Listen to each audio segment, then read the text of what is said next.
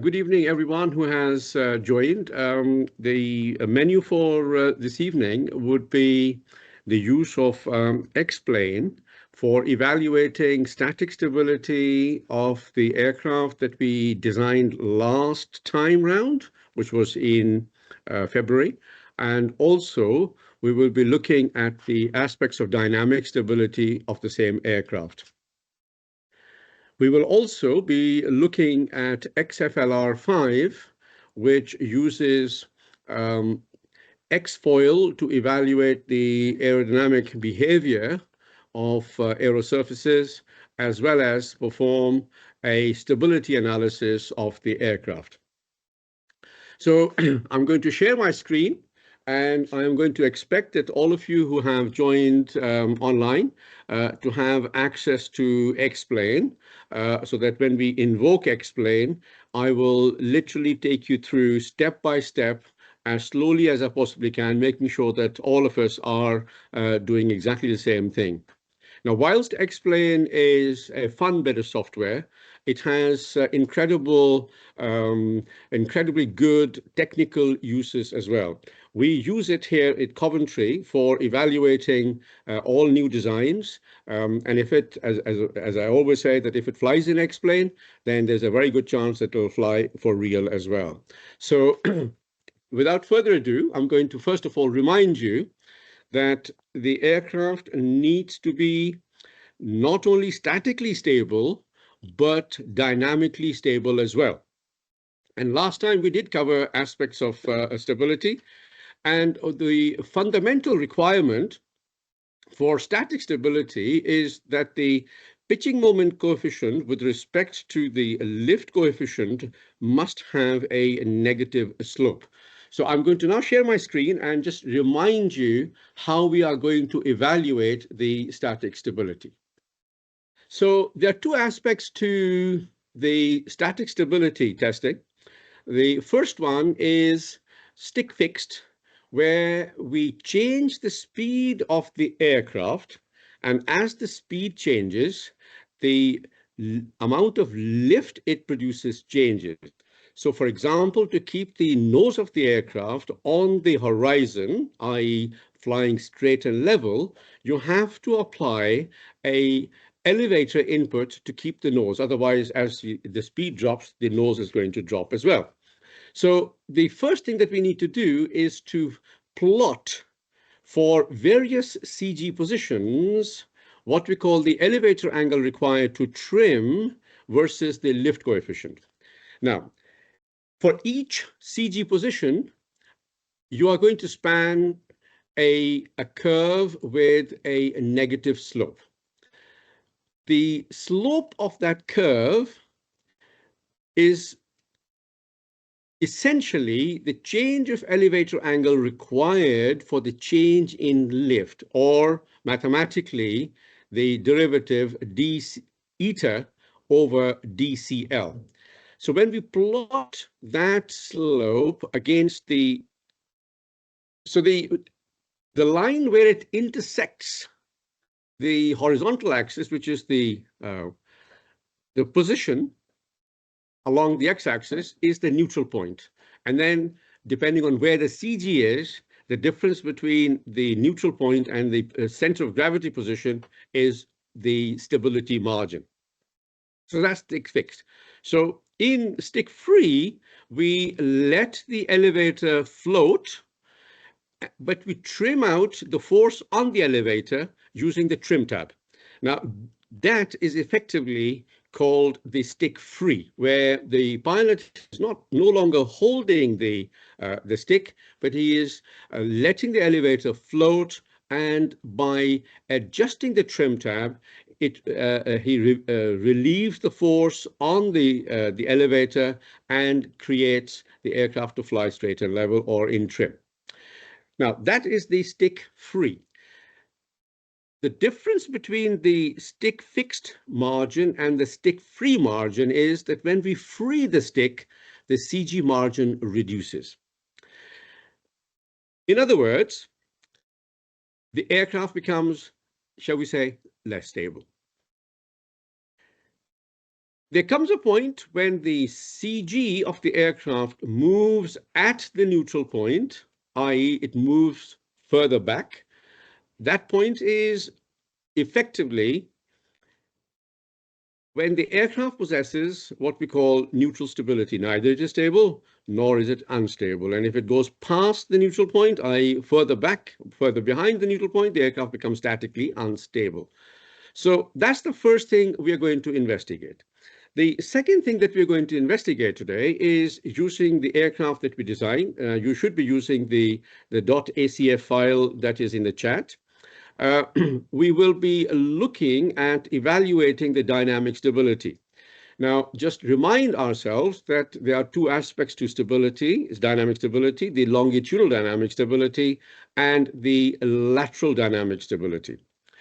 Now, in terms of the longitudinal stability, we will be exciting the aircraft using the elevator and or the change in thrust to produce two characteristic motions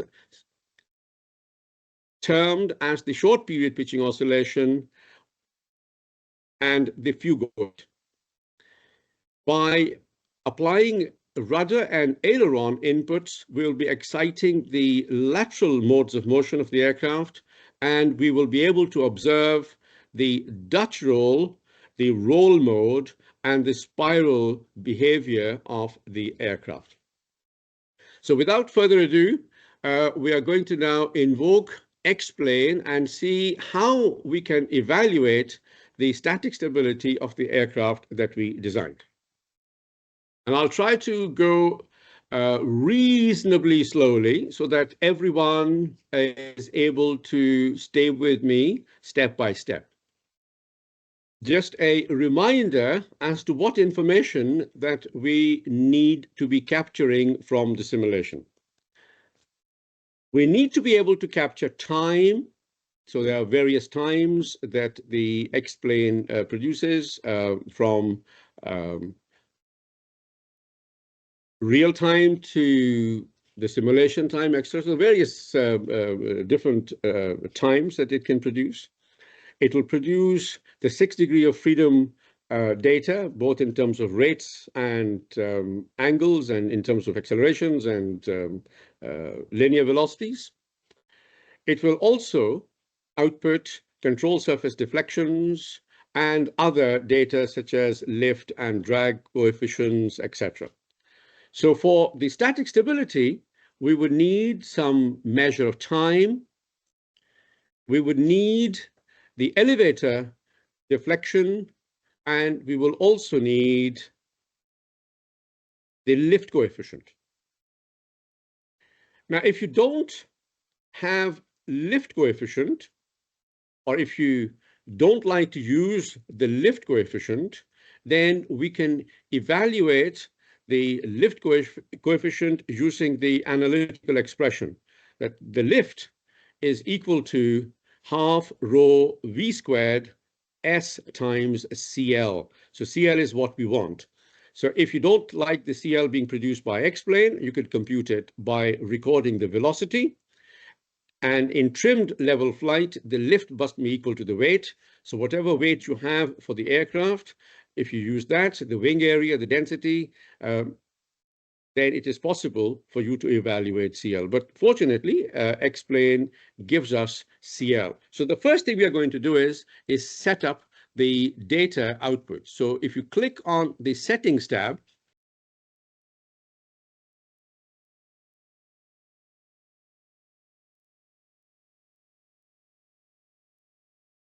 you will have this particular screen.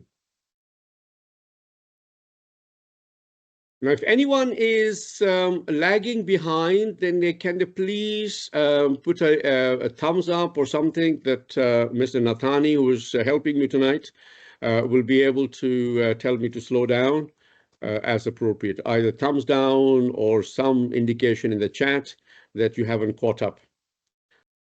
So the data we need to collect and show in the cockpit or the screen is index number 1, which is the times showing the cockpit should be checked on, and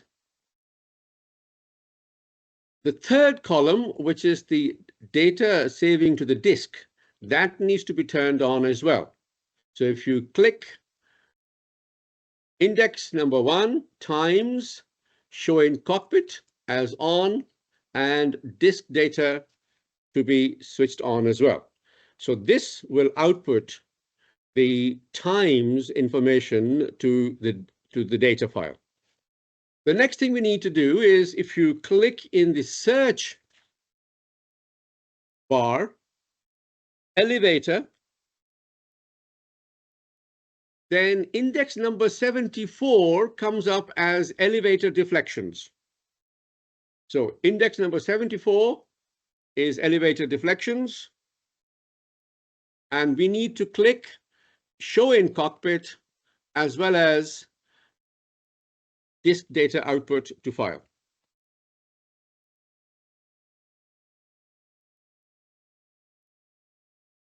Now changing the elevator to lift,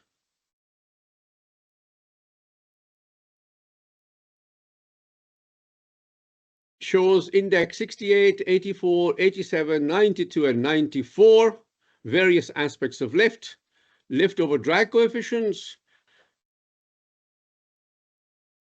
Then we have the lift produced by the wing in ground effect, the stabilizer lift, and the wing lift. So what we need is the lift over drag coefficient. So index number 68,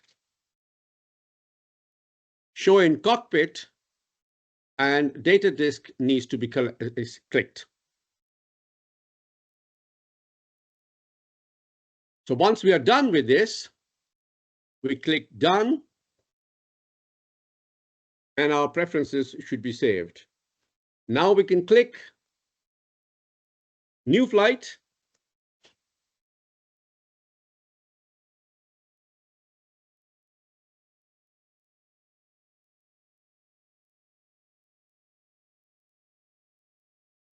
The aircraft that was uploaded on the chat, if you download that file and put that file in the aircraft folder of X-Plane, then it would have been visible to you as RAeS 1AC.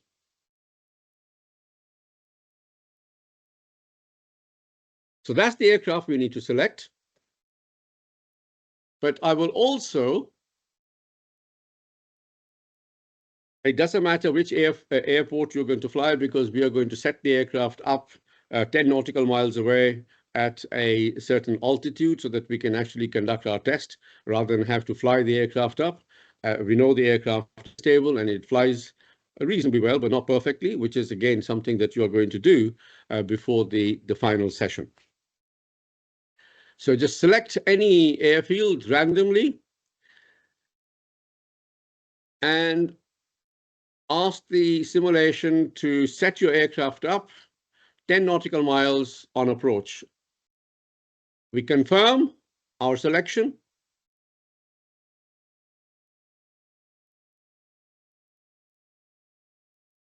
And we say start flight.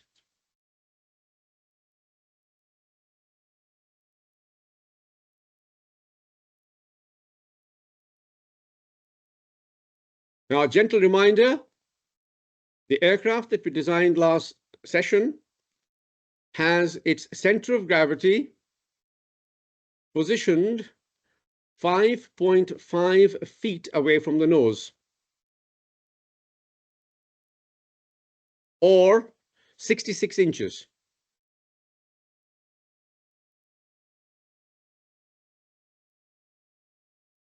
As soon as the aircraft is in the air, hit the P key, which is to pause the simulation.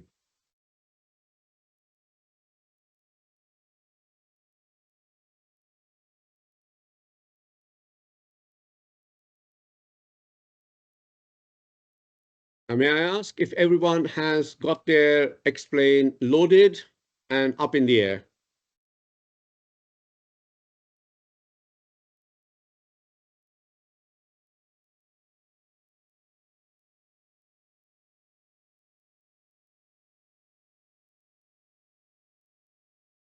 I also advise if you can have a piece of paper and a pen and pencil handy, because we will be doing something quite important in terms of being able to segment the data, is to tag the data and timestamp it.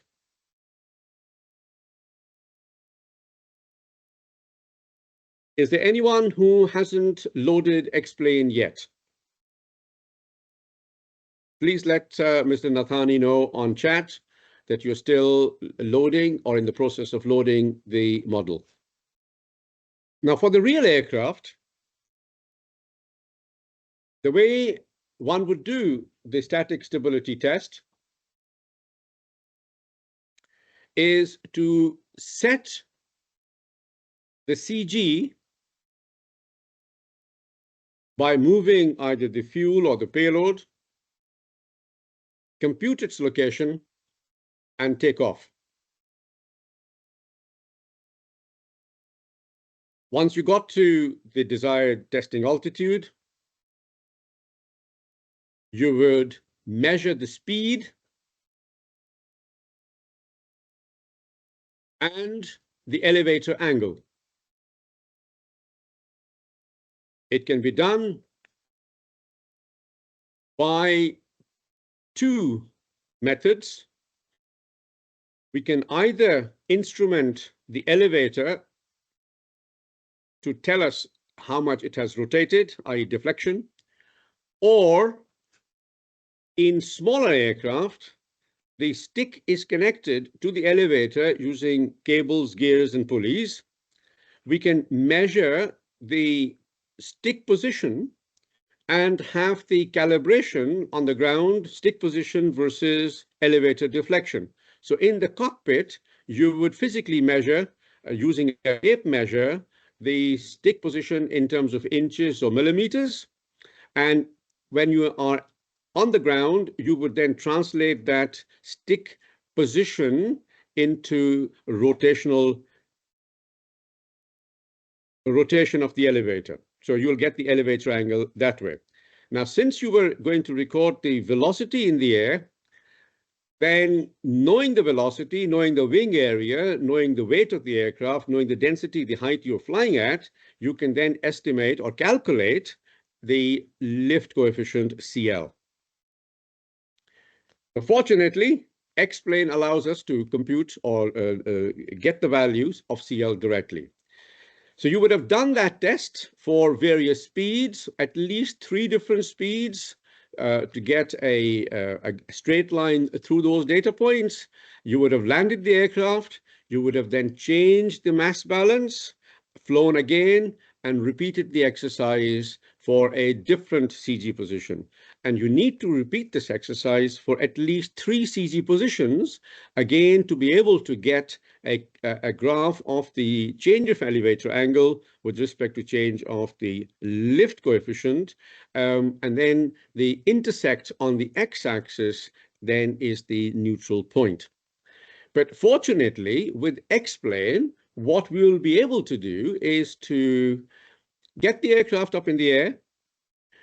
We will have a nominal value of the CG, which will be 5.5 feet. We will, using the throttle, speed up to 110, 15, 20 knots, however fast you want to make the aircraft go. Try to fly straight and level for a few seconds, and then immediately pause the simulation. And at that point, we are going to make a note of the mission time. So the mission time is being displayed in the first ribbon on the left-hand side of the screen. So we'll make a note of the mission time. We will then unpause the flight simulation and reduce the throttle so that instead of the engine revving at 2,300 RPM or whatever, it's now revving at 1,1700 RPM or whatever. So we'll reduce the throttle. And as the throttle is reduced, you will notice the aircraft is going to pitch nose down. Now, to keep the aircraft flying, let's say, straight and level, you will need to put some force on the stick to bring the nose back up again. So what we're going to do is, instead of just flying straight level, we will progressively apply stick input to reduce this aircraft speed. And if the aircraft speed has dropped for about 10 knots or thereabouts, we will stop the simulation at that point. We will then go and change the mass balance of the aircraft, put the CG position either aft or fore, and then continue with the test. So I will try to be as, let's say, as slow as I possibly can so that everybody can follow me. So the first thing we are now going to do is unfreeze the simulation and let the aircraft speed up to 105, 110 knots. So I'm now going to freeze just there. So the aircraft is now doing 105 knots, which is good enough. And at this point, I'm going to make a note of my mission times. The mission time says 6.8.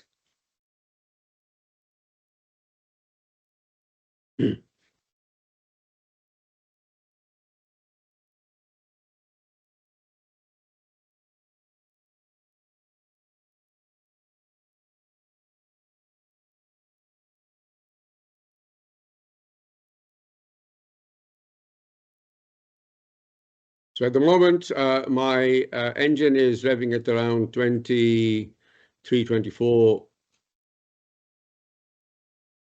100 RPM. So I'm going to unpause my simulation and level the aircraft out.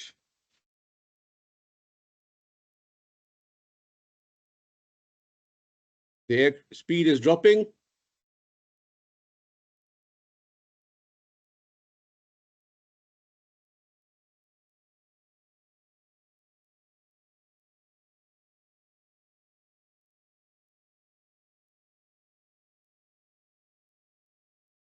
And I will pause the simulation there. So the mission time now is 35.822.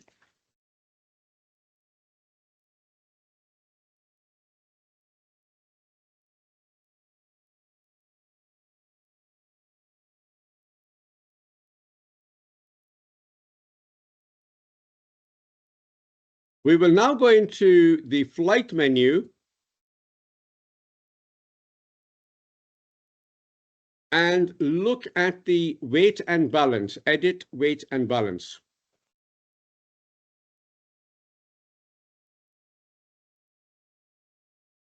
The first test we did, as you notice, was default, which is 5.5 feet or 65 inches. Sorry, 66 inches. So 0.5 will be 6 inches. So 6 point, yeah. So 66 inches. So now what I'm going to do is I'm going to use the slider and move the CG back 6 inches. So now my CG position is 66 minus 6, giving me 60 inches.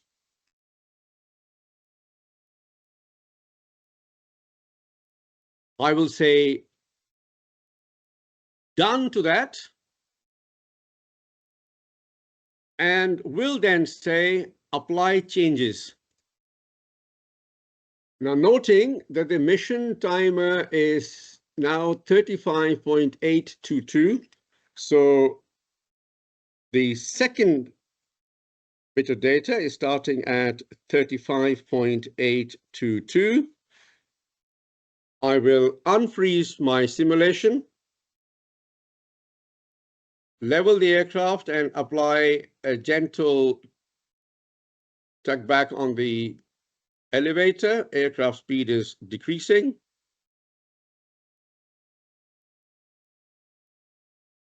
And at 70 knots, I'm going to freeze it.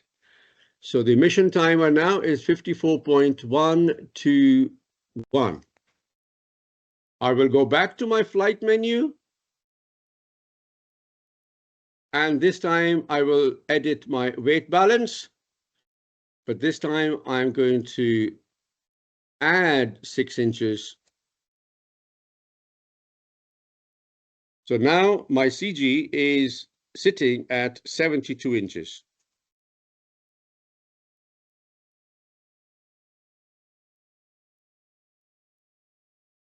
I will say done and apply changes. Noting that for my third lot of data, the data file, the mission timer states 54.121. So any data captured after that time will be when I have moved the CG 6 inches plus. So unfreeze, level the aircraft, let the aircraft speed up a little, and then start pulling the stick back.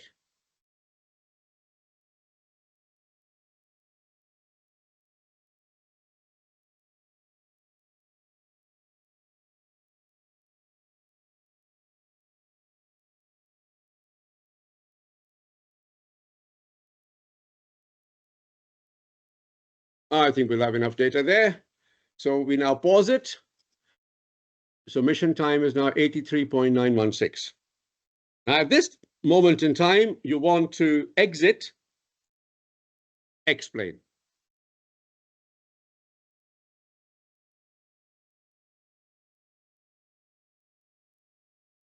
And you want to invoke, if you have, Microsoft Excel.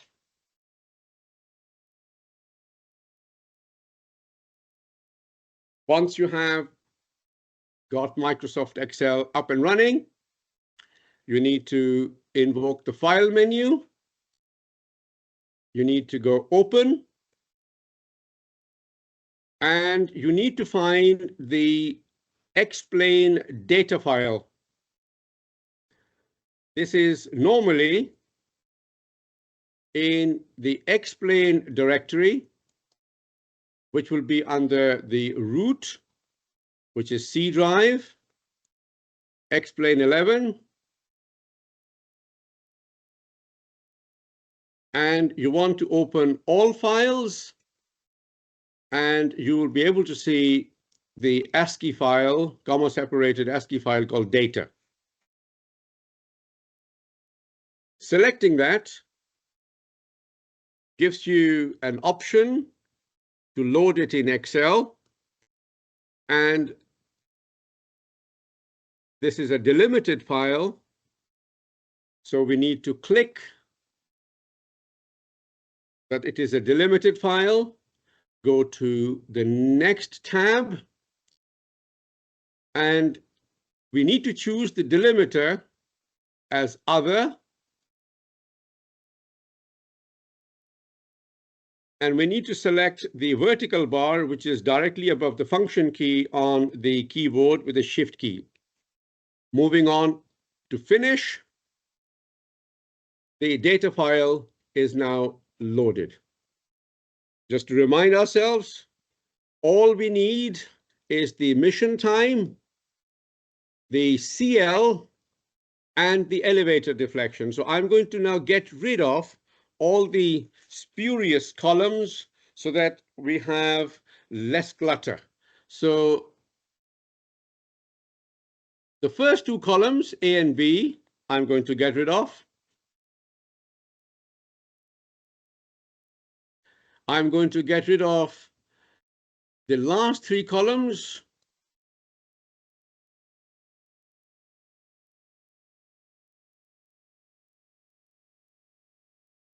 I'm going to get rid of the CD and the lift to drag ratio columns. I'm not interested in that.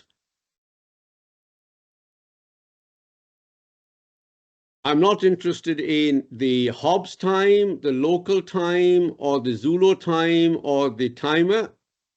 So I can get rid of all of that. And indeed, I can also get rid of column B, which is the lift to drag ratio. So leaving me with just 3 nice little columns. The first column, or the first set of data, starts at the mission time of 6.8. So I need to scroll down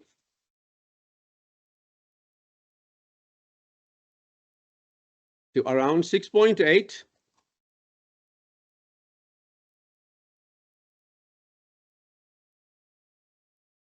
And I need to go up to 35.8 or thereabouts. So 35 will be good enough. So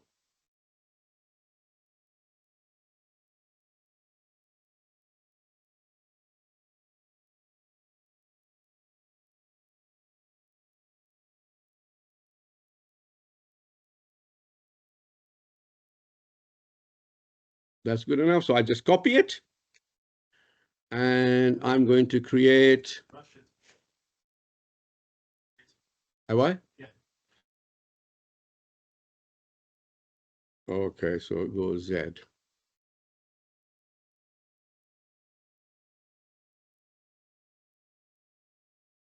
Is that okay? Yeah. So copy, and I will put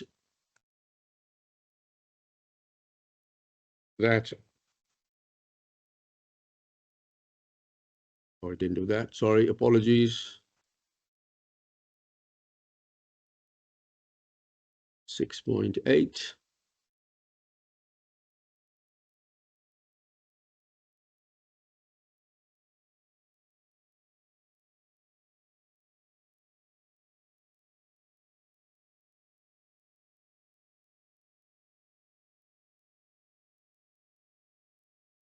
Copy.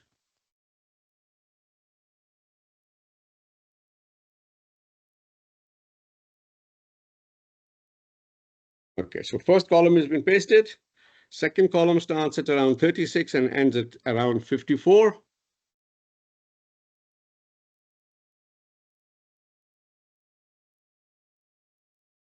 So let's do that. It starts at around 36 and around 54.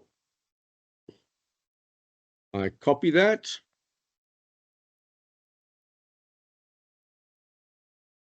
And put it there.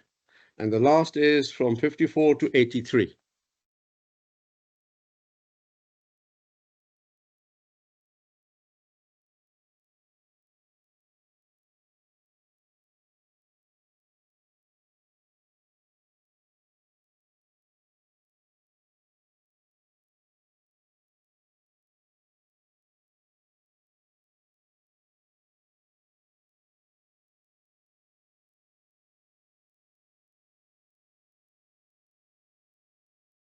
Okay, now I have 3 columns, and I can now plot 3 graphs. So highlighting the first one, inserting a plot. I want is scatter plot, and that's the scatter plot is given me.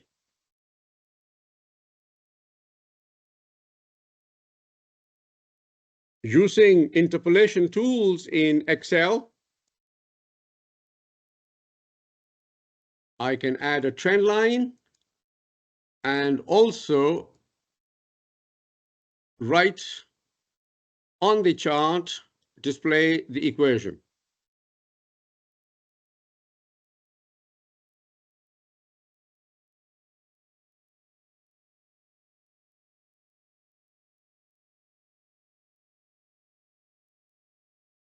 We need to do the same or repeat the exercise for all the 3 lots of data. Now, don't forget the first column or the first set of data was for the CG position at nominal, which is 5.5 feet or 66 inches.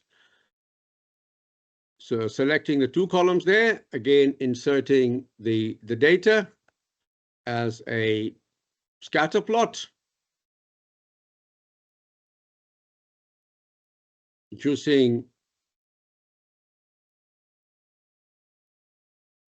the regression. I add the trend line as well as display the equation on the chart.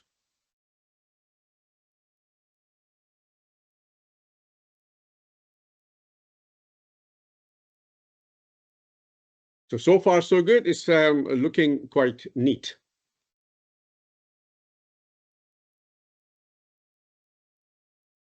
We do the same thing for the third CG position.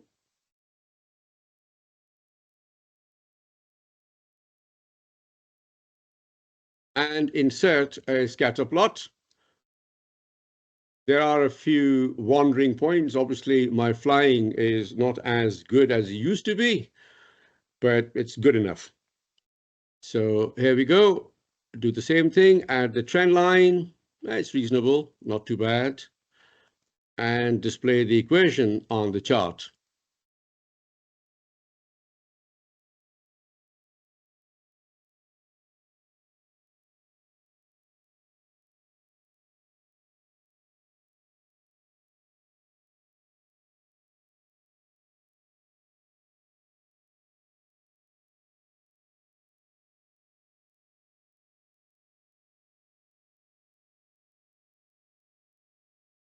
Now, I have three plots.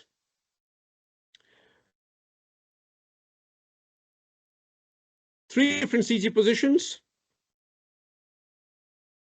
The first CG position was 66 inches, so I'll just create a simple column, so 66.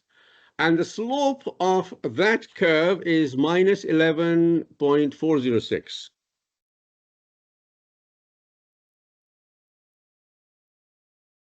The second CG position was 60 inches, was minus 6 inches, if you remember, so 60. And the slope from this curve is minus 14.027.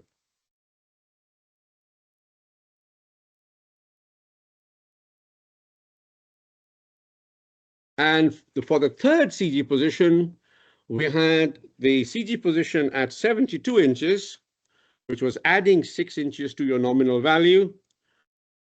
And here, the slope turns out to be minus 8.30. That's good enough. So now we have 3 points. We can now plot the change of elevator angle with respect to change in lift coefficient for different CG positions. So again, we go insert a scatter plot and add the trend line.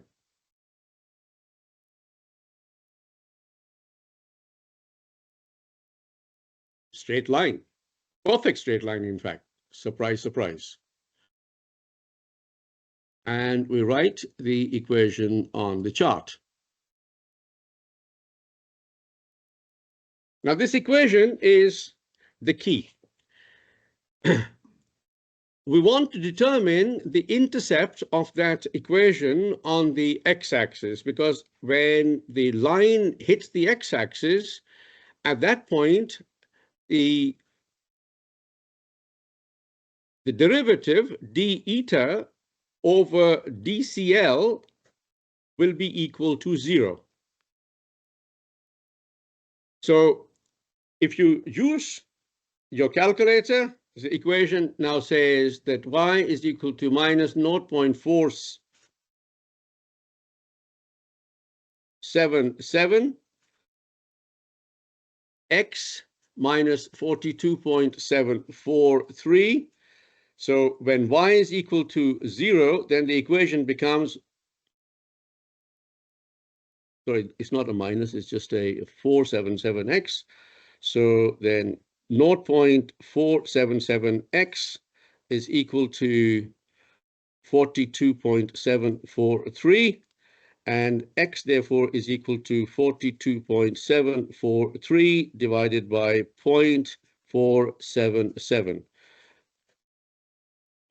Sorry? 89.6. 89.6. That's where the neutral point is from the nose. So the nominal value is 66 inches. So 89.6 minus 66 gives me 23.6. That is the CG margin. Now, we like to express the CG margin as a percentage of the mean aerodynamic chord. Now, if you can recall, the mean aerodynamic chord for the aircraft that we designed was 4.1 feet from memory. Now, I could be wrong here, but I think you need to check that the mean aerodynamic chord for the aircraft was 4.1. So 4 feet is 48 inches, plus 1 is 59. So what is 23.6 as a percentage of 59, which is roughly 40%.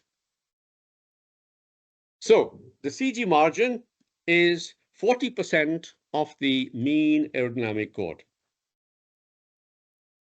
Now, if the mean aerodynamic chord was more than 4 feet, then obviously that margin as a percentage of the mean aerodynamic chord will be different. The margin in the ideal case, we are aiming for a CG margin of more than 13% of the mean aerodynamic chord and generally less than 20%. Because if you have too much CG margin, then the aircraft is not as responsive. So we need to keep the aircraft stable, but we don't want it to fight the pilot input. So longitudinally, this aircraft is very stable. Now, the method that I have indicated for testing the static stability has given you a first cut solution very quickly. Technically, the way you're supposed to do is you reduce the throttle and keep the nose on the horizon by constantly applying the elevator input to keep the aircraft in trim. And what you will see for the chosen CG position, you will progressively need more and more elevator input as the aircraft slows down. When you record the data, you finish the simulation, and you would restart the simulation with a different CG position, exactly as if you would do in the aircraft. And you might find that the rough cut 40% CG margin now becomes a little bit more realistic, and it might now become something in the order of about 25 to 30%. So both methods will allow you to establish the static stability of the aircraft. So let's go over the charting business.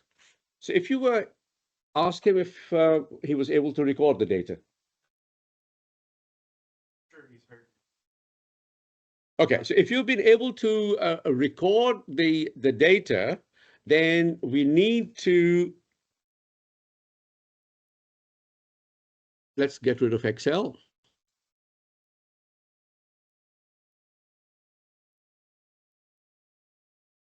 We're not going to save anything.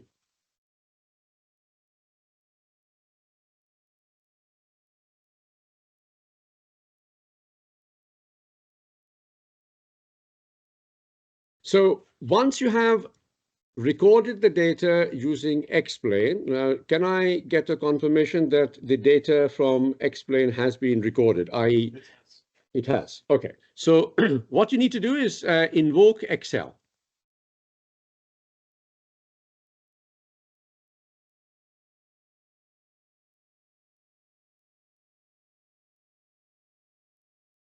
So you need to open the file called data, data.csv, and that you will find in the Explain 11 directory. So I'm going to open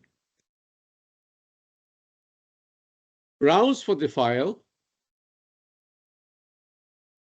it will be in the root directory of C called explain 11. But of course, Excel is expecting a Excel file, not a CSV data file, text file. So you will have to ask Excel to make visible all files, not just the Excel files, all files. The minute you do that, you will have visible a file called data. So explain uses lots of data files, such as a debug file, a log file for all the user IO, and a cycle dump. So if you want to trace where your simulation crashed, so you can think of it as like a flight data recorder. So it will allow you to sort of trace where the crashes occur. So data file is what I want. So you just double click on the data file. Now, Excel needs to know how the data is organized in that file. Now, the file explain produces is what we call delimited. So all the columns of data are separated by some kind of a delimiter. And this delimiter that explain uses is what we call the vertical bar, which is the key right above the function key and the backslash key. So the backslash key, so if you hit the shift backslash, you will get the vertical bar. So first thing you need to do is click delimited. So it's letting Excel know that the file is delimited by some kind of a separator. You will click next. And on the left-hand side, you will see the various delimiters. Now, normally, a comma-separated variable file will have a comma as a separator. Sometimes the ASCII files or data files are what we call fixed width. So they are separated by a space. And sometimes they are delimited by other characters. So Excel allows you the flexibility of putting in the character that you want. So here I'm going to click Other, and then using the Shift key, hit the backspace key, which gives me the vertical bar as the separator. Immediately you'll see all the data now appears in nice columns.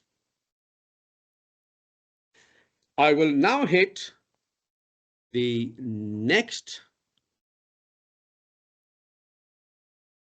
and followed by a finished.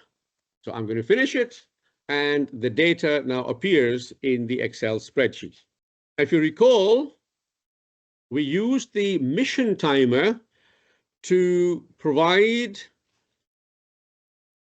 a flag to indicate to us where the data starts and where the data finishes. So I'm just going to use the first one. So the first set of data we collected was for the CG position, nominal CG position at 5.5 feet, which is equivalent to 66 inches. And the data started at 6.8 seconds of mission timer and went up to 35.8. So if you scroll down,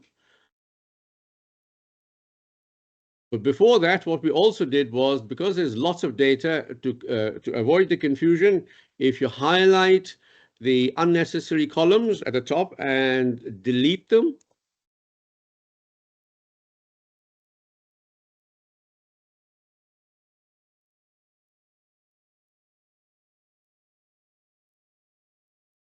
so I'm just highlighting the data I don't want. All I want is the CL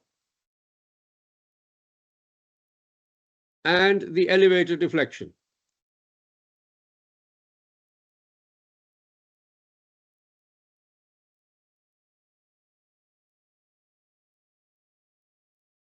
So now I'm down to 3 columns. It'll be much easier. So if you scroll to around 6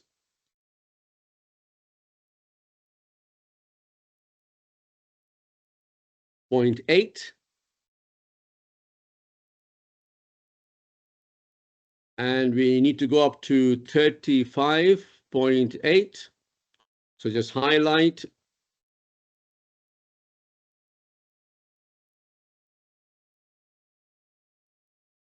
That's good enough.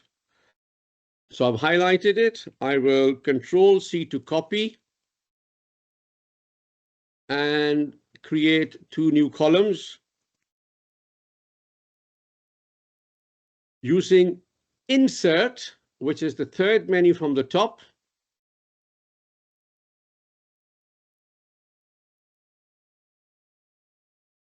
You need to look up the Charts menu. And in the Charts menu, I need to select a scatter plot. So the minute you hover the mouse over the scatter plot, a plot will appear. So again, highlight the 2 columns that you need to plot, X and Y. Go to Insert, go to the Charts, and add the scatter plot. Once you have added the scatter plot, using the regression function, linear regression function, or a curve fitting or line fitting, so you click the plus and add a trend line. But what we're going to do is add the equation because we need the slope of the line. So if I click the trend line, it gives me 4 options. You need to select the More option submenu item, and that opens up a series of other selections on the right-hand side. The linear interpolation is already selected for you, so you don't need to change it. The scaling is all automatic. You don't need to worry about it. All you need to do is say, display the equation on the chart.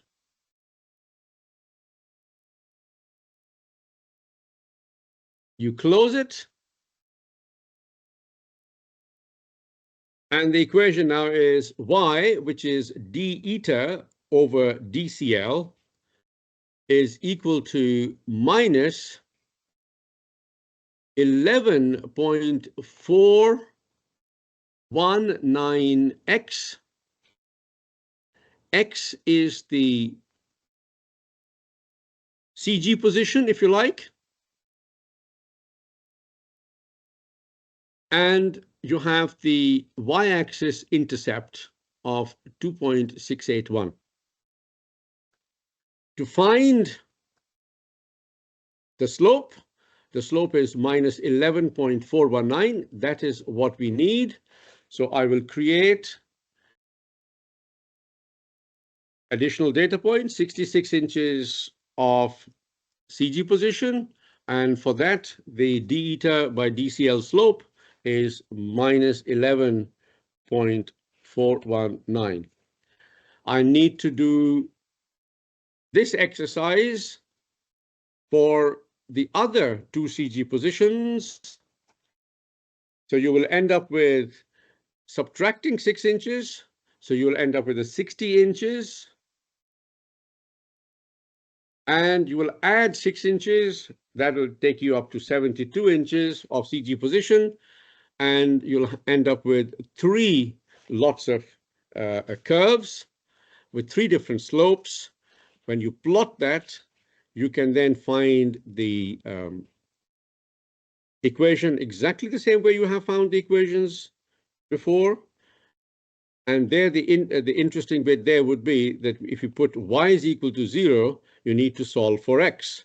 And x is the CG position where the CG is at the neutral point. The aircraft is neutrally stable. Right, so we now can evaluate static stability. Now let's move on to dynamic stability. Now for dynamic stability, we will need to record a lot more data, and we are going to perform multiple tests in the same flight so that we are not wasting too much time. So we need to invoke explain once again.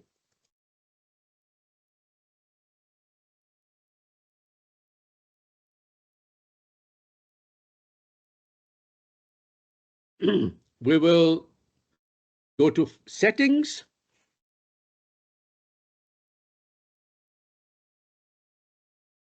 And this time in settings, I want to keep the times as they were.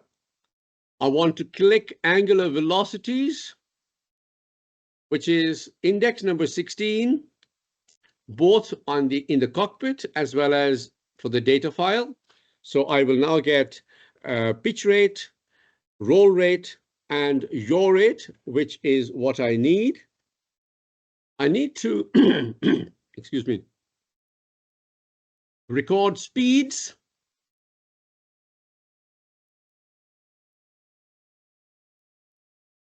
So I can determine the forward speed, the vertical speed, and any lateral velocity.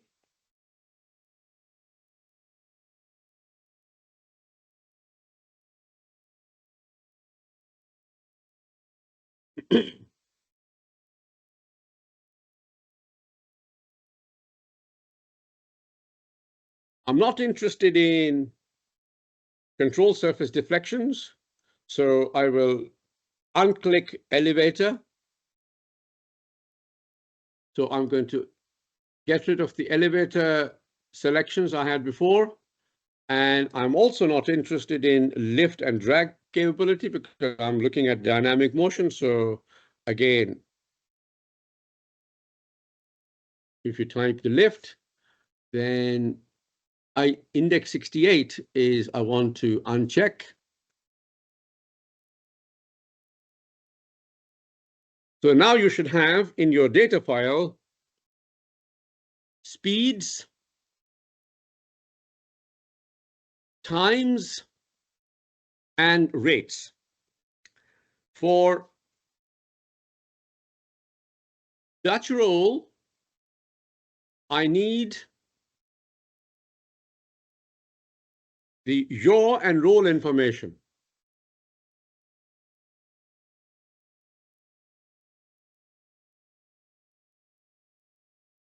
So I will also record the angles, pitch, roll, and heading angles or yaw angles. So now I have angles, rates, velocities, and times.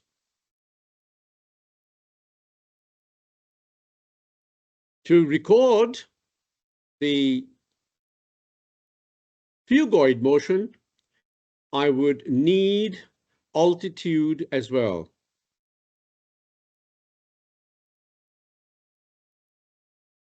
So if I type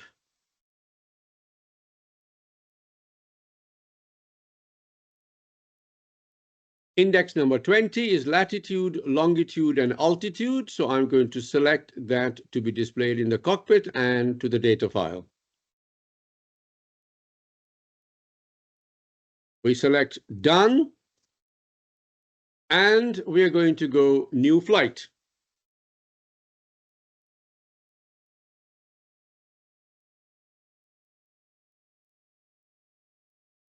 The aircraft is selected, but what we're going to do is, again, randomly select any airfield you want because we again need to be in the air, 10 nautical miles away, confirm, and say start new flight.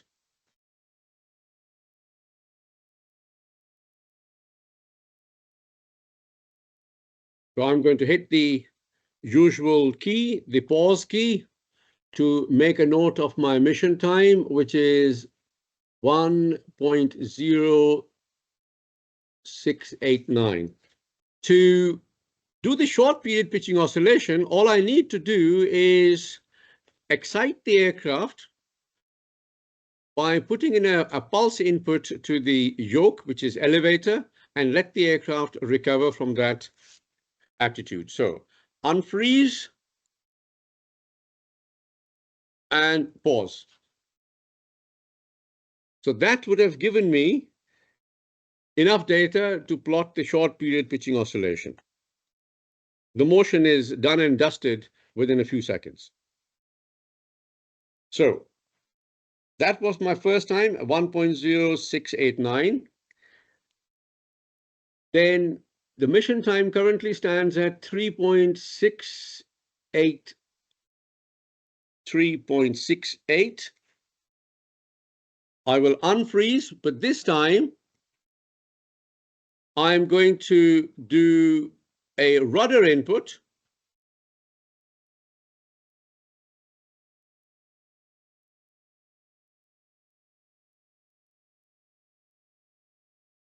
Wait a minute, it's not doing what it's supposed to do. What aircraft did we choose?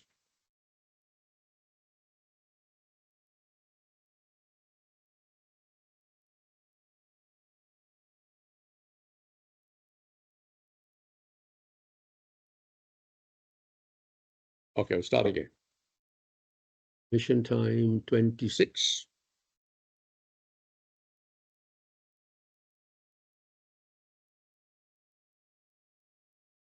For one, and unfreeze.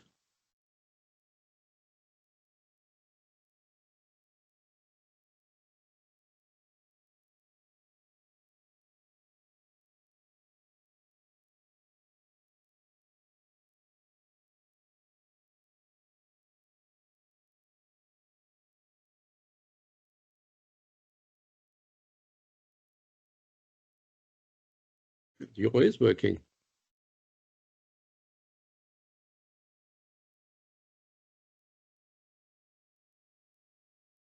For some reason, the yaw is not being applied to the aircraft.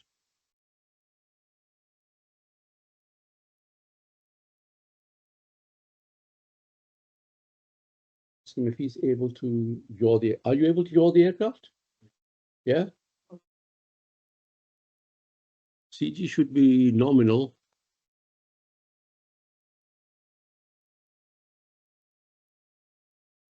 Let's put that back to 0. Okay, shouldn't make much difference.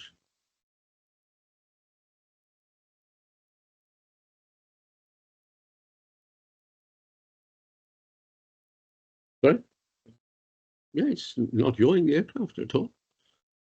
It should yaw quite a bit.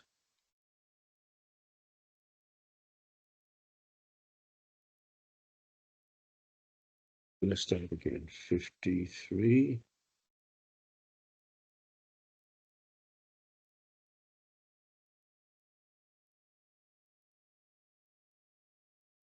It's not yawing the aircraft at all for some reason.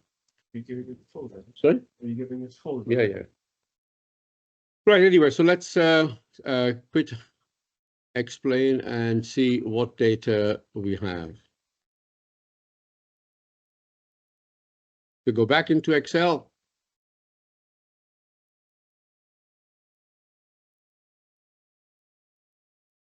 Open the data file as before.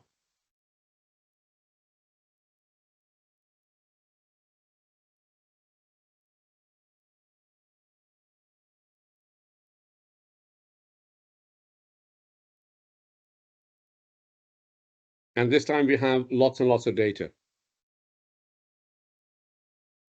So what we're going to do is separate out for the pitch. I need time versus the pitch rate. So mission time is what we're going to use. So get rid of the first two columns. So I'm going to select the first column and create that column there. That's my mission time. And I'm going to pick out the pitch rate, which is Q here, which is column O. So I'm going to copy that and put it next to that column. So now it makes it easy for us to segment the data. So from 1.06, which is around here, I want to record 3 or 4 seconds worth of data. So that should be enough. Again, using the insert.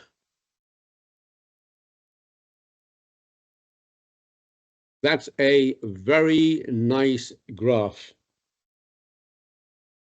indicating a very stable short period pitching oscillation. So I can add, so instead of this one, maybe I can insert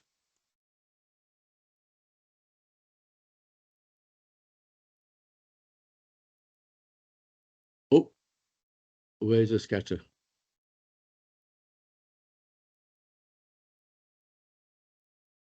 Select one. So that's a very nice plot of a very heavily damped short period pitching oscillation. So to now look at the Dutch roll, I need to look at the yaw rate and roll rate together. So the yaw rate and roll rate columns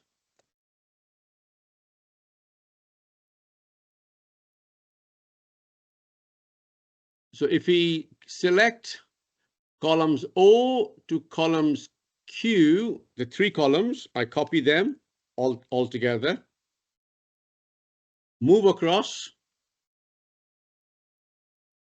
and add those columns there. So I need to plot Q versus R. So I'll get rid of the middle column. So now I have the, oops, sorry, is P and R we want. So Q is got rid of. Sorry, my bad.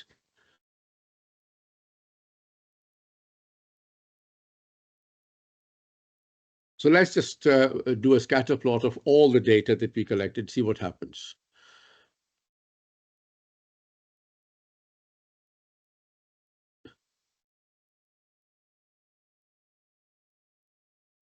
It looks like a mess, but if you can imagine an ellipse, so you can actually draw an ellipse. Forget the outliers. If you look at the main section, so it is now telling me, because I was not able to yaw the aircraft for some reason, either there's an issue with the joystick or something, but it is predominantly roll heavy. So you can think about drawing an ellipse around the vertical axis. So it is roll heavy motion. So what we've now been able to do is use X-plane to plot, to establish not only the static stability, but we can look at dynamic stability as well. If you look at data for around 53 seconds, we might get a little bit more sense out of it.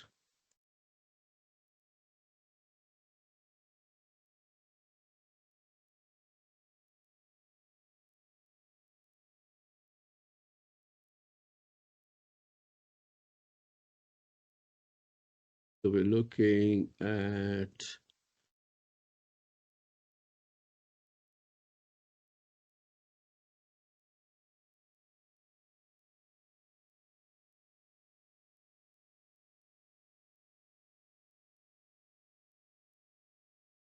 let's just record that data.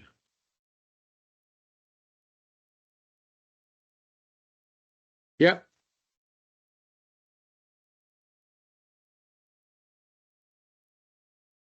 So the Dutch roll is now telling me that it is roll heavy because it was not able to yaw the aircraft correctly. So it stands to reason. Now, if I was to plot the roll rate or yaw rate with respect to time, it will give me an oscillatory response. Now we're going to leave that up to you guys to do. So if you plot roll rate versus time, you will get a oscillatory response, a decaying oscillatory response. So what I now want to do is to very quickly demonstrate to you that dynamic stability can be obtained for the aircraft of your choice using XFLR5. So we are going to say bye-bye to explain with the caveat that people who are going to come to Coventry University for the 4th session, can I ask them to modify and improve the aircraft dynamics? It hasn't got the world's best lateral handling, so improve the lateral handling, and I suggest the tail arm needs to be longer for that to happen. Not only that, if you could choose to put a dihedral on the wing of around 2 degrees, or maybe 3 degrees, that will also help the lateral stability aspect. So when you come to fly your aircraft in the simulators that we have at Coventry, then I expect you to have modified the baseline aircraft that we have given you and improve. Now we know longitudinally the aircraft is really very stable, but laterally it does have a few issues. For example, spiral is not very stable. It can go out of control. Lateral handling is not very good. It is not as well damped as the aircraft needs to be. So here's the opportunity for you to improve the aircraft design using X-plane. So now what we're going to do is we're going to go to XFLR5. Now XFLR5 you can get online from GitHub. Or SourceForge, either way, it is basically a GNU open license, freely available, no cost, free of charge, and currently the version is 6.61.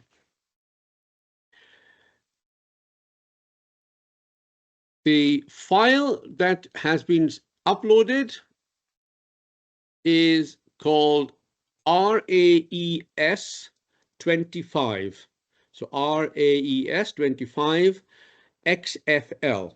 Now I will show you how we create the model and do the stability analysis in XFLR5. So the first thing we need to do is ask the question, has everybody downloaded a copy of XFLR5? How many people haven't? Or how many people have?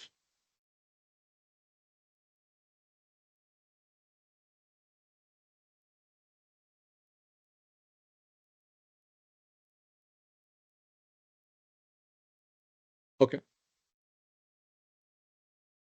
So I shall pause at this moment and I will expect everybody to download a copy of XFLR5. And when you have, then can you please give us a thumbs up so that we can move forward. And those of you who already have a copy of XFLR5 can have a little comfort break.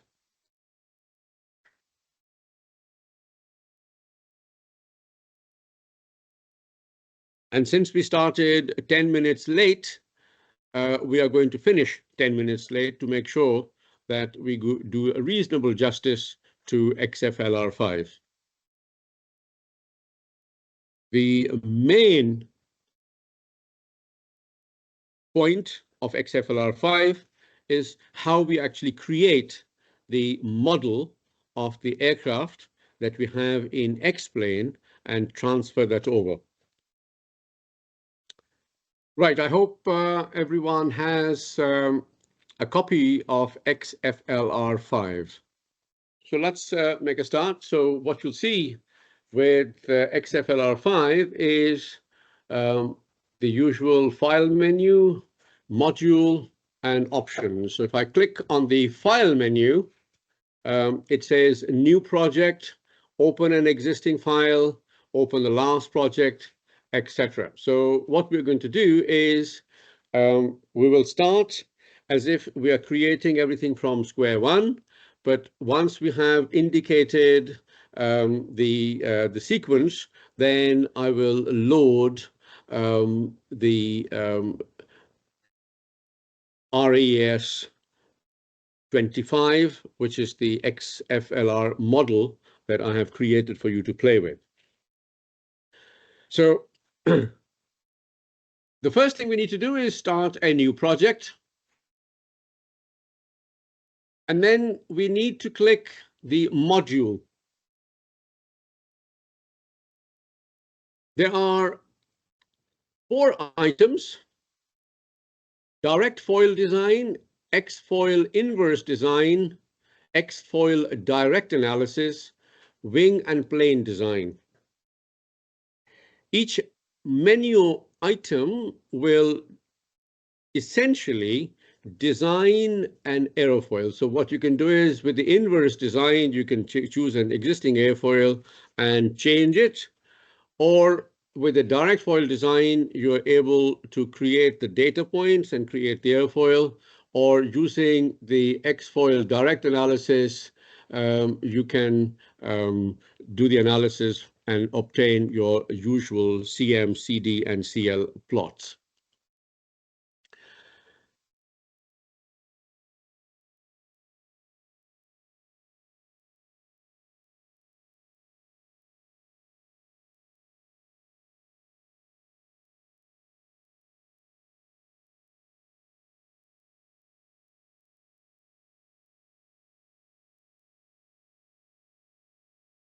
So what we'll do is we will use the X-foil direct analysis.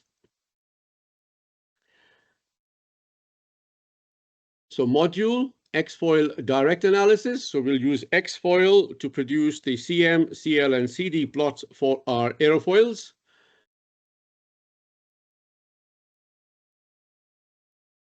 If you go to design menu,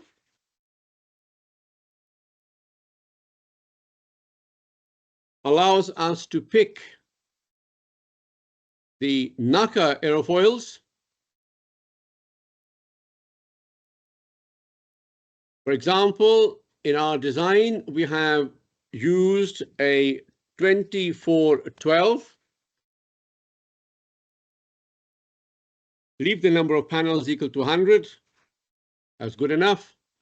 And by clicking OK,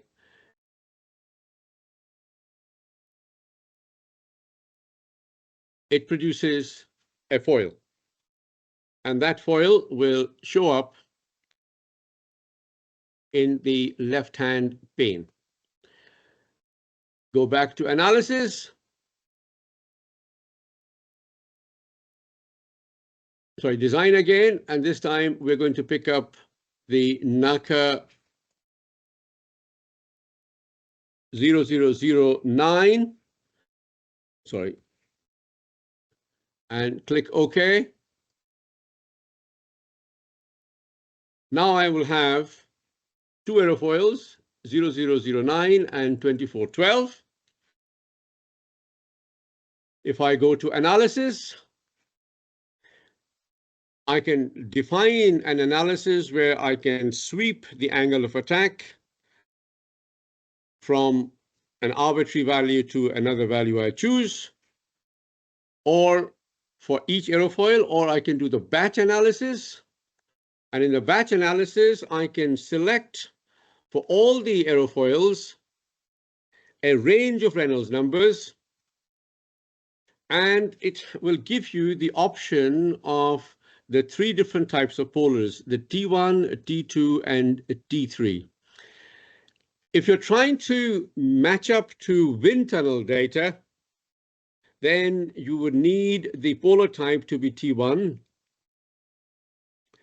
And T2 is used if you are trying to obtain a drag polar more accurately.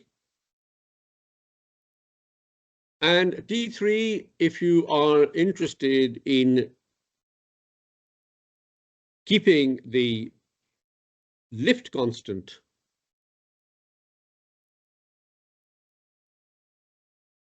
So we'll choose T1 and we will select a range of Reynolds numbers. By default, it has selected 70,000, 100,000, 200,000, 500,000, million, 3 million, 6 million. So any Reynolds number you want, you can just place a checkbox and you then hit Analyze.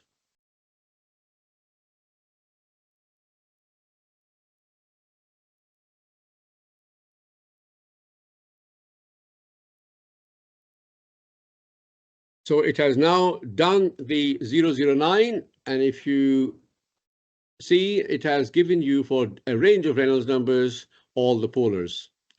Similarly, we need to do the same thing for 2412.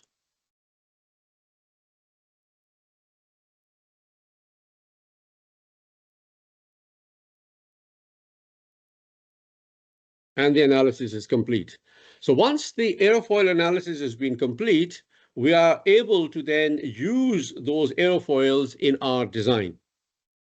So for now, we're just going to keep it simple and basic. There's a lot more that you can do with XFLR5, especially when it comes to airfoil design. But for now, let's leave it simple. So we close this box. Now what we have is we have two aerofoils, the 2412 in the yellow and the 009 in the blue. And what you will see is all the familiar plots in terms of the CM, CL, CD, etc. The analysis is done. Now we can design the aircraft. So if you go to the module option again, this time we'll say wing and plane design. So if I click that, it gives me a blank sheet of paper. And if I use the plane menu, I can define a new plane.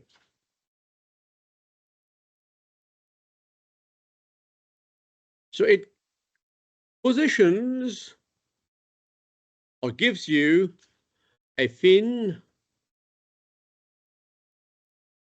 horizontal stabilizer, and a wing.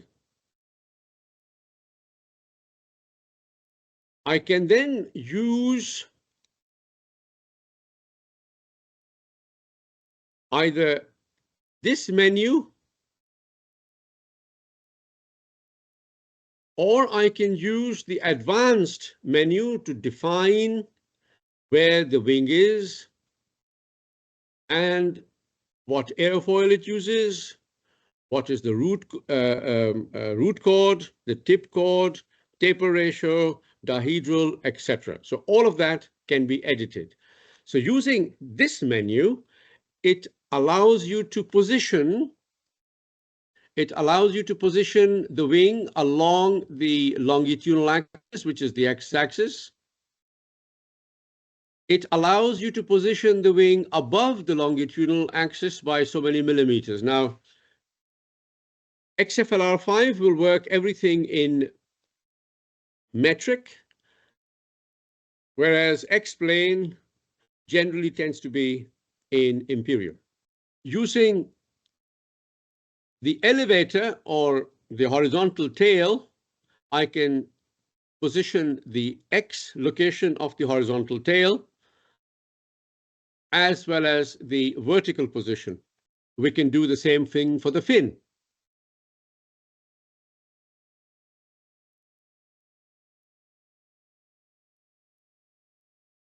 Although XFLR5 says including the body in analysis is not recommended, check the guidelines for explanations. So it says that it is limited to analyzing just the fin, or shall we say the empennage and the main wing. Because to create the body, is not a simple task in XFLR5, and as you will see in a minute. So how can we change the parameters for the main wing? So if I click on define, the define opens up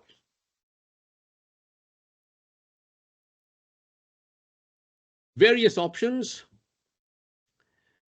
the Y location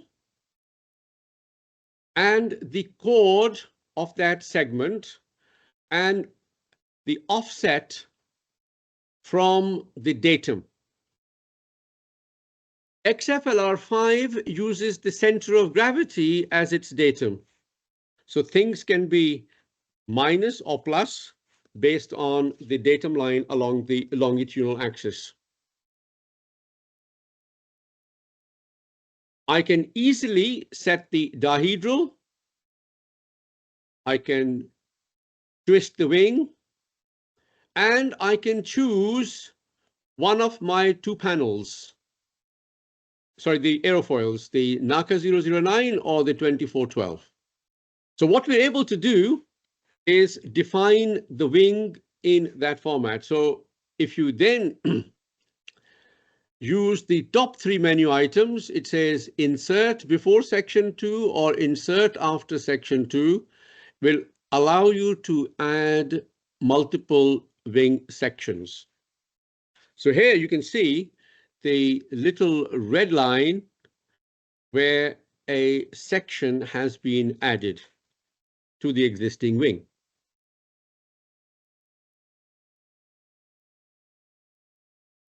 So this process can be repeated until the wing has been defined.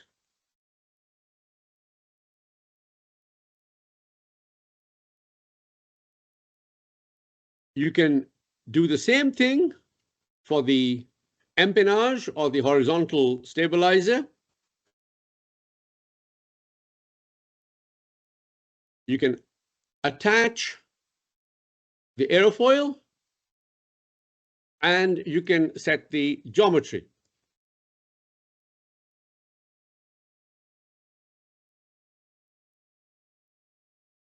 And the same process we will apply to creating the fin. So at that point, assuming that the geometry for the main wing, the fin, and the horizontal tail can be established using those menu items, I'm going to discard everything and load the file that I have supplied to you, which is RAeS 25.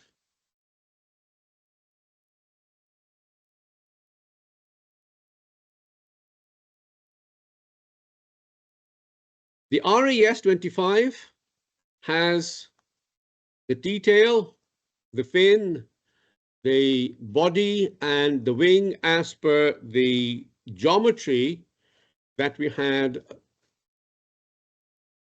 in the second session.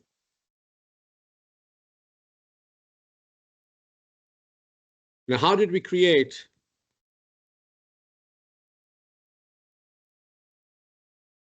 the fuselage? So if I go to my plane and say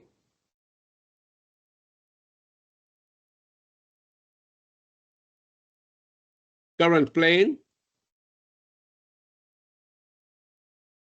I can edit the wing, the horizontal, the fin, or the body. So let's look at the wing first.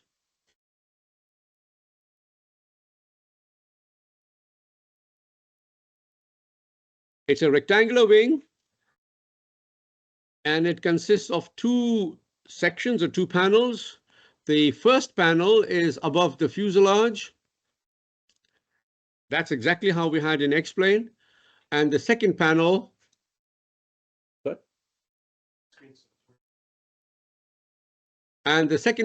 is basically a rectangular section, which is 4.3 meters in semi-span, giving you the wing. It's a NACA 2412, and we are going to leave the number of panels by default, and we're going to have a uniform distribution. So leave everything to default.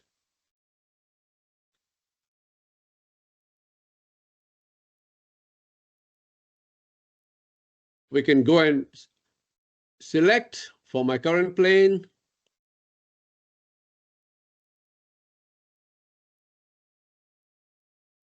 the data for the fin and the empennage, just the way we set the data for the wing. One thing that you would need to do is to supply the inertia. There are two mechanisms.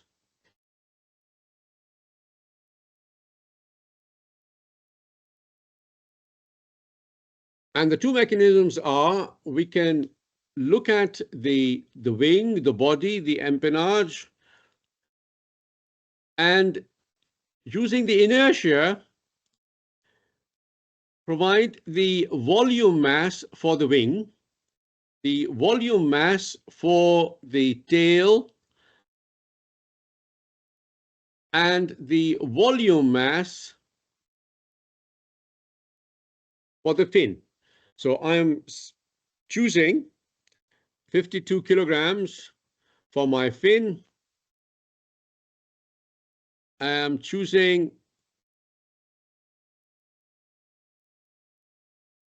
around 30 kilograms for my fin, 52 kilograms for my horizontal tail, and 201 kilograms for my wing. Similarly, I can choose the inertia for my body as well. This is the volume inertia, by the way. So what we're going to do is we're going to add the weight of the fuel, the payload, etc., onto the body from a different menu item. So if you save or discard as necessary, let's have a look at the current plane and let's have a look at the body.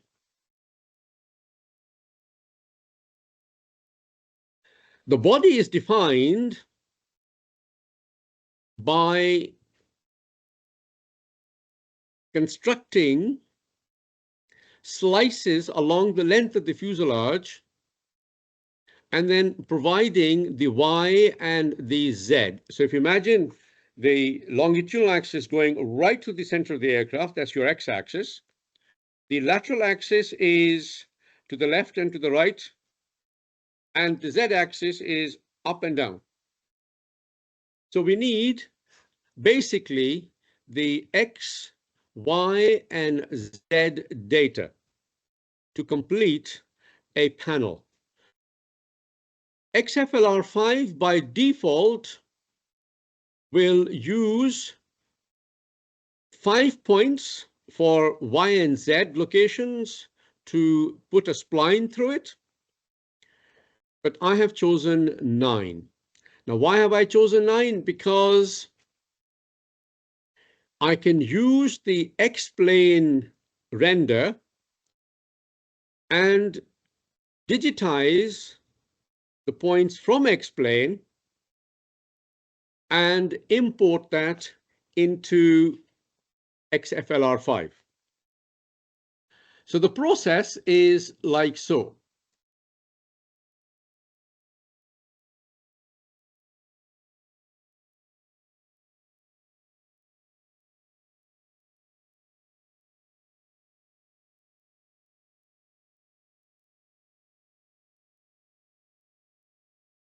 If you use the plane maker,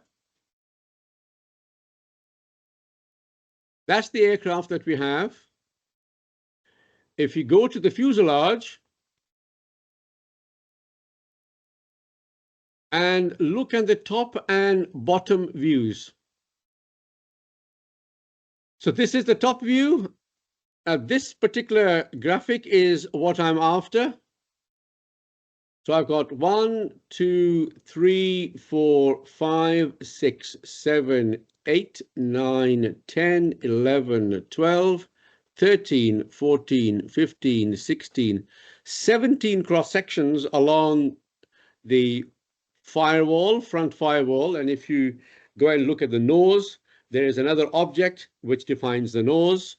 And what I did was I actually put the two things together, and I then have the side cross section. Now I need so this is the Z values.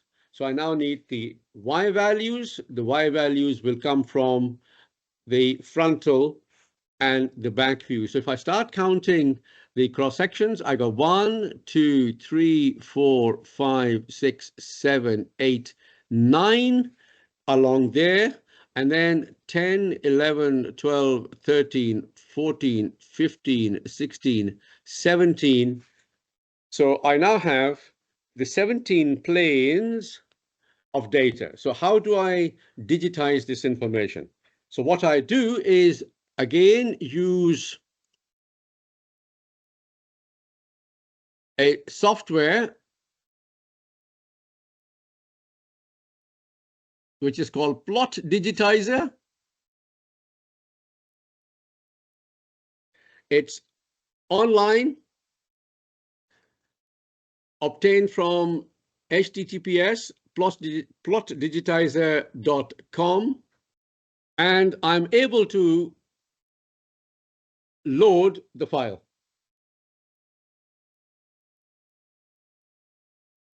So I will click to upload or drag and drop the image. So I'll click and select an image. So let's say this is the JPEG image. And this is for the node section, by the way. The software is very, very easy to use. It has the X1 and X2 and Y1 and Y2 points. So click and put the X1 to the origin, X2 onto the extreme of the X-axis, Y1 at the origin, and Y2 at the extreme value. Because this data is in feet, so on the right-hand side, X1 is 0, which is the origin. X2 is number of feet, which I know is 2.3 feet. Y1 is 0, and Y2 is 0.7 feet. That is the distance above the longitudinal axis. And then all I need to do is literally use the mouse, click, and obtain the data points. So there are going to be 9 data points.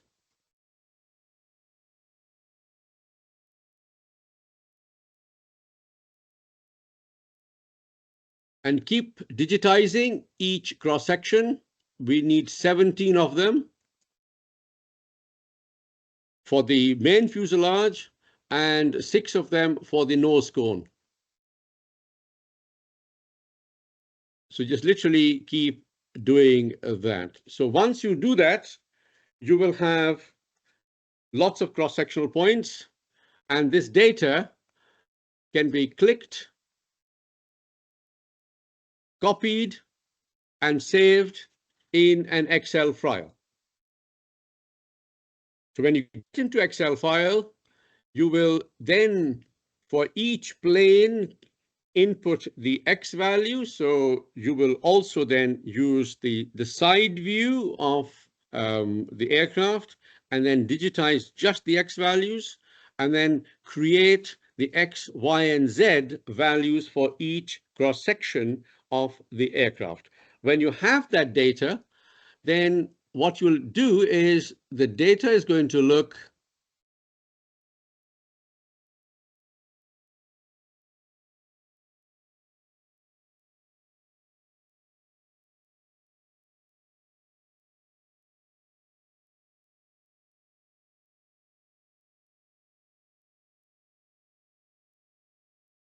So the data is going to look like 3 columns, the X value, the Y value, and Z value, and they'll be in clumps of 9. So for every cross section, you'll end up with the X value, which will be constant for each pair of Y and Z values, and you will have lots and lots of them. So either you can use Excel to create the XML file format that the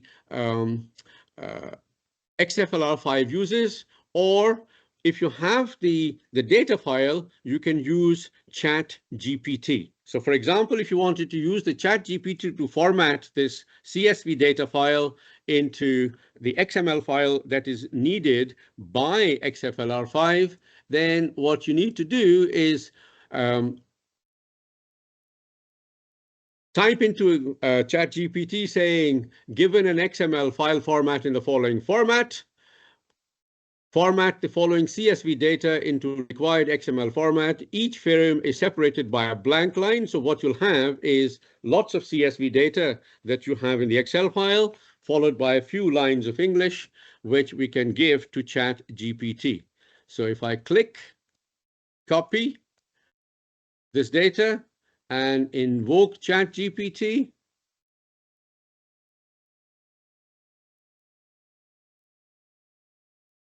add or paste, followed by return, lo and behold, ChatGPT does a fantastic job and gives me a perfectly formatted XML frame. So you're going to have 17 plus 6, 23 cross sections or 23 frames like this. So you'll copy this and import that into XFLR5. And how is that done?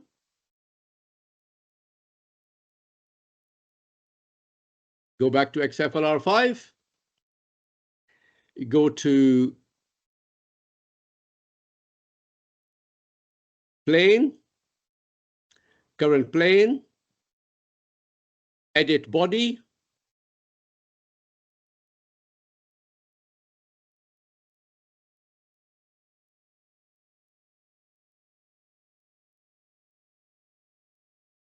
go to other,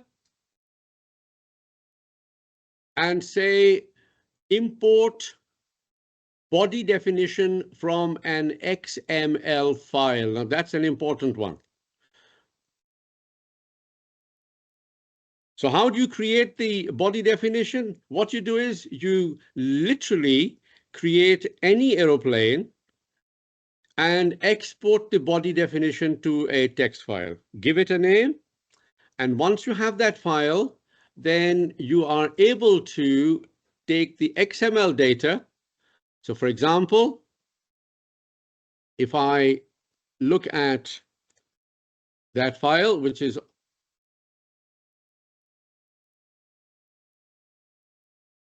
so for this aircraft body, the header for the aircraft definition was created by XFLR5. So all of that has been created by XFLR5. These frames have been generated by ChatGPT. So I just went into Notebook and copied all these frames into the aircraft definition file, which I can basically save and read in XFLR5.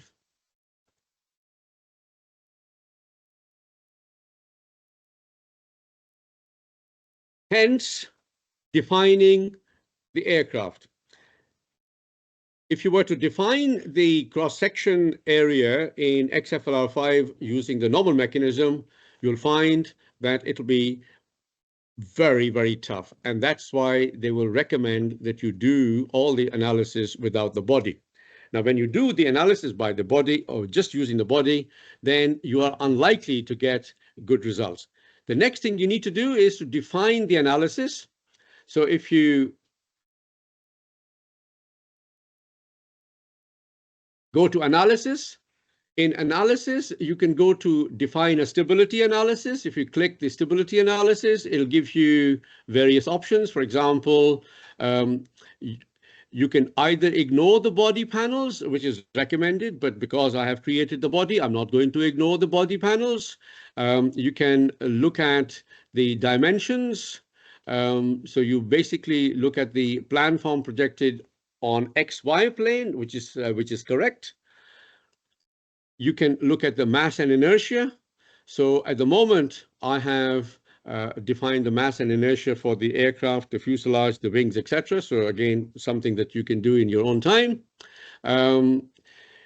If there are any things that are sticking on to the aircraft and you want to add extra drag, then extra drag allows you to create bodies with drag contribution so that when you start looking at the stability analysis, especially the XU derivatives, which is the longitudinal derivatives, they will be then corrected. So I'm going to discard all of that. Click on the stability analysis and say analyze.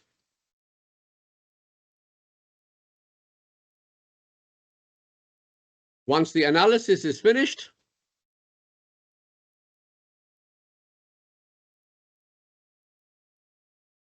it will compute more accurate values for inertia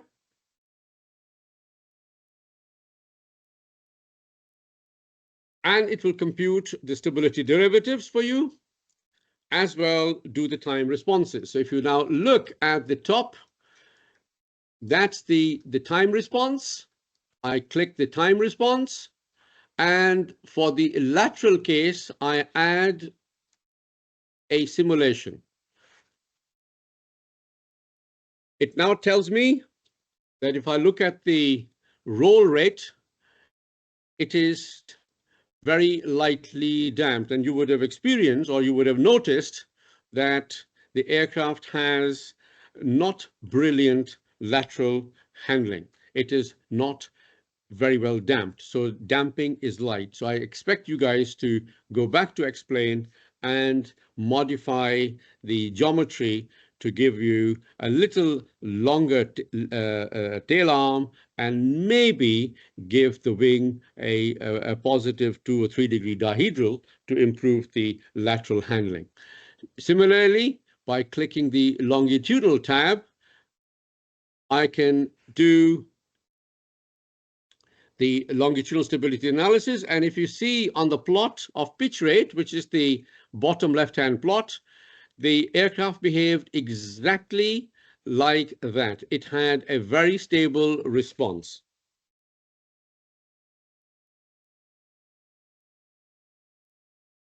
The U, which is the change in forward speed, however, is showing that the phugoid is likely to be very lightly damped.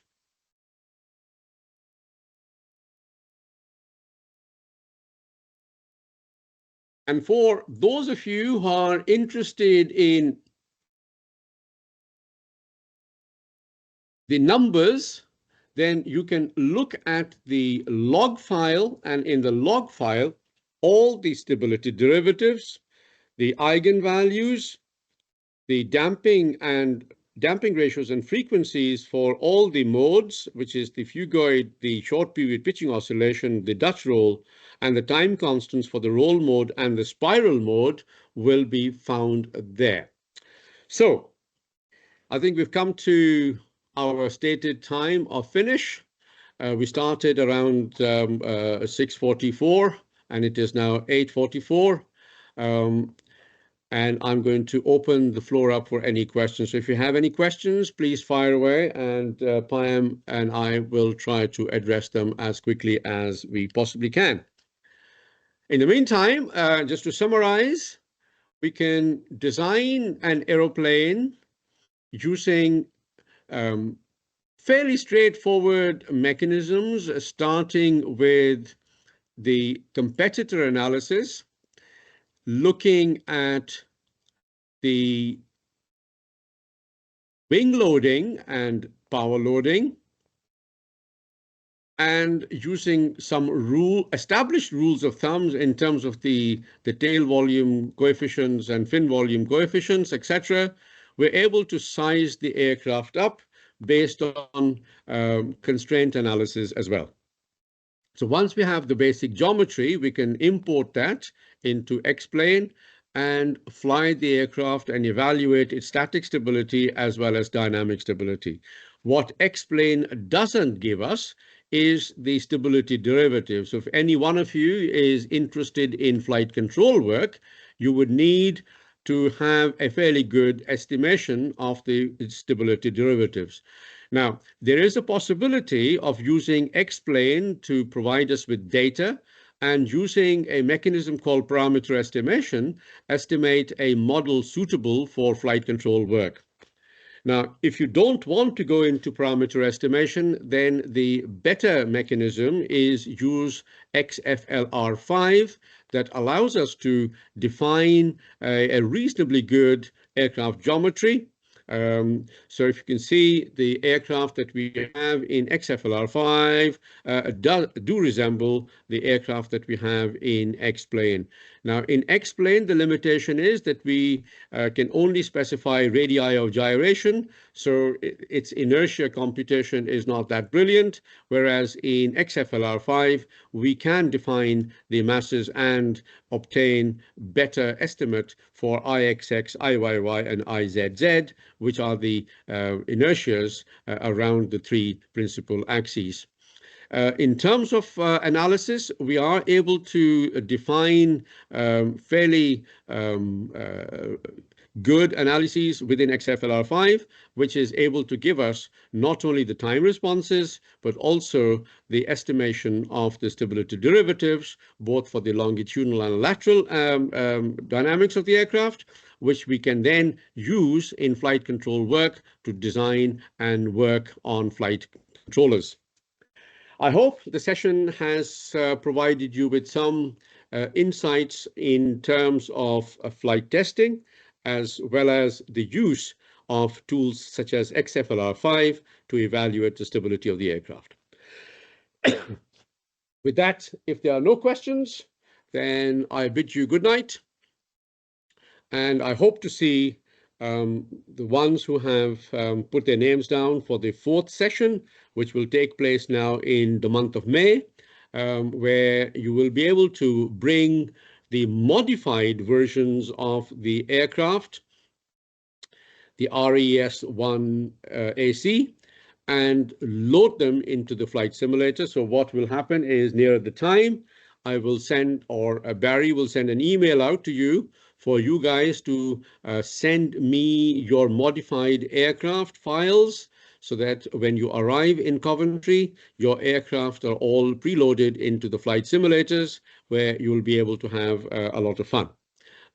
We have motion platforms, etc., with dome screens. So we have a fairly advanced flight simulation facility here in Coventry. We have, in actual fact, 6 flight simulators. One which is a Category 2 certifiable flight training device, a CA certifiable flight training device, and the other 3 with motion seats are the Cobra simulators, etc. And then we have the E-flights as well. So a fairly sophisticated flight simulation facility for those of you who have opted to come to Coventry to fly the aircraft. Well, if there are no more questions, then I thank you for the online participation. I hope the session has been useful in at least giving you the know-how how we use simulation tools such as X-plane and XFLR5 to evaluate the stability of designed aircraft. Thank you very much.